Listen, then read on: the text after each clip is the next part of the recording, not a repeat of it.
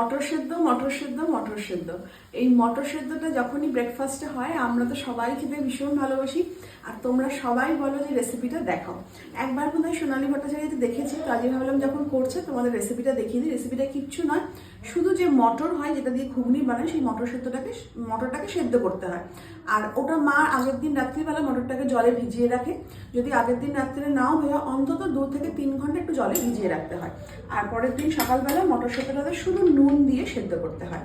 মানে 5-6টা সিটি ফেলে দেখো প্রেশার কুকারে একদম সেদ্ধ হয়ে গিয়েছে। কাছ থেকে দেখো মটরটা পুরো একদম গলে গেছে, মানে একদম সেদ্ধ হয়ে গেছে সুন্দর। এবার একটা বাটিতে এরকম দেখো পুরো একটু বেশি জল দিয়ে ঝোল ঝোল মতন হয়েছে। তো মটর সেদ্ধটা বাটিতে সার্ভ করে নিচ্ছি। এরপর এর মধ্যে দিয়ে দিচ্ছি অল্প করে একটুখানি বিট নুন, ওপর থেকে জাস্ট ছড়িয়ে দিলাম। একটুখানি গোলমরিচের গুঁড়ো, একটু লেবু নিয়ে ওপর থেকে একটুখানি লেবুর রস ছড়িয়ে দিচ্ছি। চাইলে তোমরা একটা টমেটো সসও দিতে পারো। যেহেতু শুধু নুন দিয়ে সেদ্ধ করা হয়েছে তাই ওপর থেকে দিয়ে দিচ্ছি অল্প একটুখানি করে বাটার।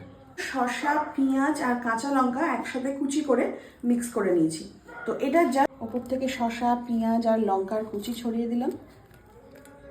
আর এই ডিম সেদ্ধটা এরকম মাঝখান থেকে কেটে ওপর থেকে এরকম সার্ভ করে দিলাম। দেখো ভীষণ সিম্পল রেসিপি, শুধু সেদ্ধ করে ওপর থেকে কয়েকটা ইনগ্রেডিয়েন্টস দিয়ে দাও। আর ডিম সেদ্ধটা কিন্তু অবশ্যই দিও, তবেই খেতে বেশি ভালো লাগবে। ডিমটা ছোট ছোট করে কেটে কেটে ওপরে দিয়ে খাবে। আর এটা ভীষণ ভীষণ ভীষণ হেলদি, তাই না? হ্যাঁ, এটা আমরা সবাই খেতে খুব পছন্দ করি। বাট লাস্টে একটা কথা বলে দিচ্ছি যে অনেকেই বলবে গরম মশলার গুঁড়ো দিলে না কেন, ভাজা মশলা দিলে না কেন। ভাজা মশলা আমি তো একদম পছন্দ করি না। না, আমরা আমাদের বাড়িতে ঠিক এইভাবেই বানাই, খেতে টেস্টি হয়। এটা আমাদের রেসিপি, এটা আমাদের সম্পূর্ণ আমাদের রেসিপি। দারুণ দারুণ।